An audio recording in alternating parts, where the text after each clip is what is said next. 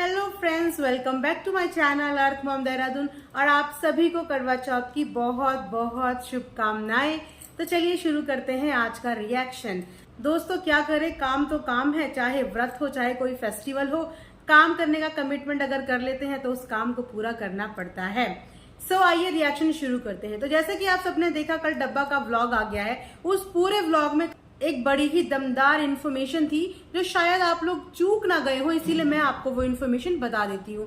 So friends देख लो, मैं healthy खा रही हूँ। अब घर जाके भले ही मैं तेल में चिकन मटन खाऊं, भले ही अगले 2 दिन तक मैं बिरयानी खाऊं, और भले ही उससे 2 अगले दिन तक मैं डीप फ्राई करके खस्ता कचौरी खाऊं या मैं समोसे खाऊं, बट फ्रेंड्स आज मैं हेल्दी खा रही हूँ।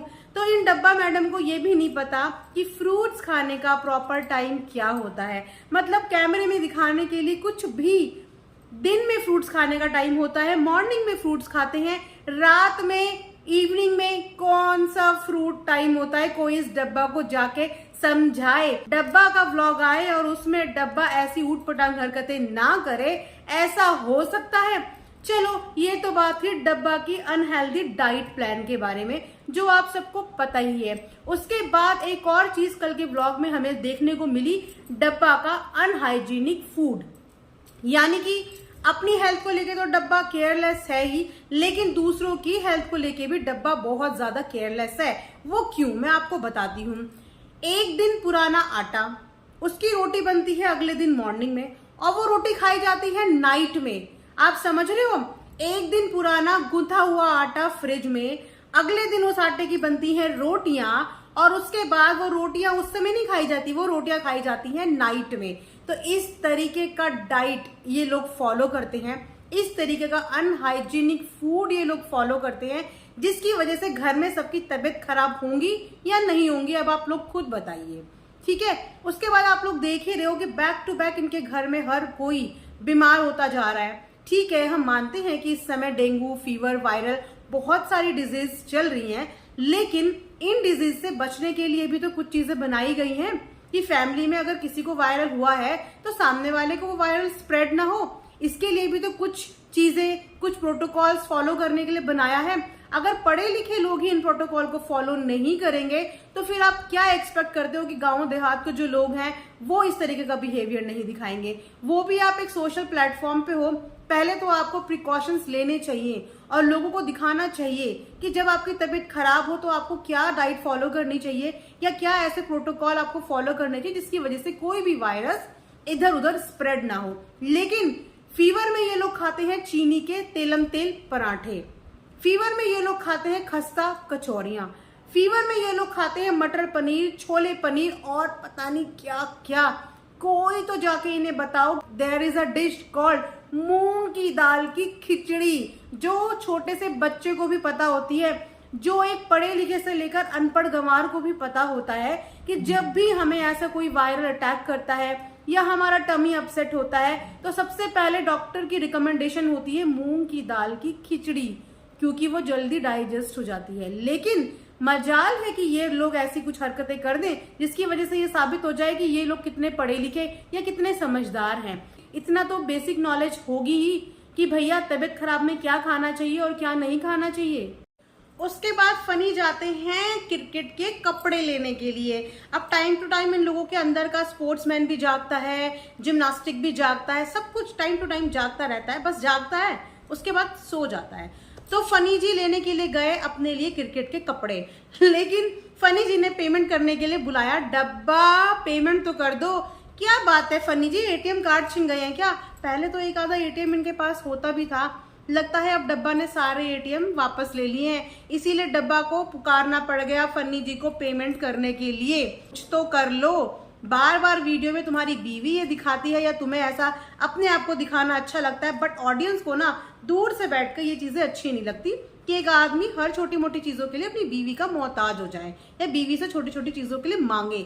अगर मांग भी रहा है तो भैया कैमरे में मत दिखाओ, इमेज पे फर्क पड़ता है, अच्छा नहीं साउंड करता। उसके बाद बात करते हैं डब्बा के कामचोरी नेचर के बारे में। पहले ये डब्बा फिर भी थोड़ी सी एक्टिव होती थी, लेकिन अब तो कामचोरी का ना सारी लिमिट क्रॉस कर चुकी है। मतलब खाना तो आपने देख ही लिया, आए दिन बाहर का ही मिलता है या अम्मी का कुछ बना हुआ ऊपर आ जाता है।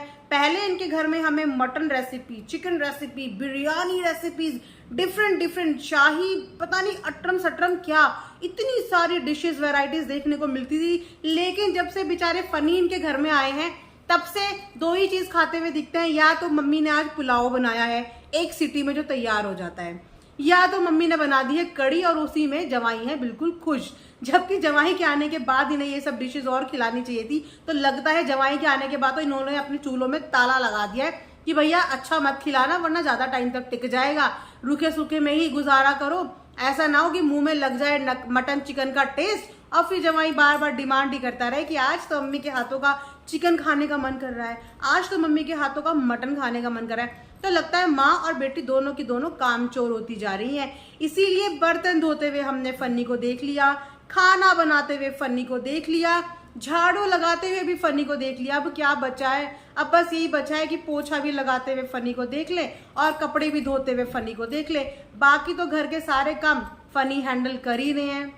मैं ये नहीं कहती कि हस्बैंड अपनी वाइफ की किसी चीज में मदद नहीं कर सकता, बिल्कुल मदद कर सकता है, लेकिन हाथ बराबर हाथ, यानी कि जितनी मदद आपको चाहिए आपकी बीवी भी आपका उसमें काम कर रही हो। लेकिन इनकी बीवी ने सिर्फ एक चीज पकड़ी है, वो है व्लॉगिंग, और दुनिया का सबसे बड़ा काम वो है एडिटिंग।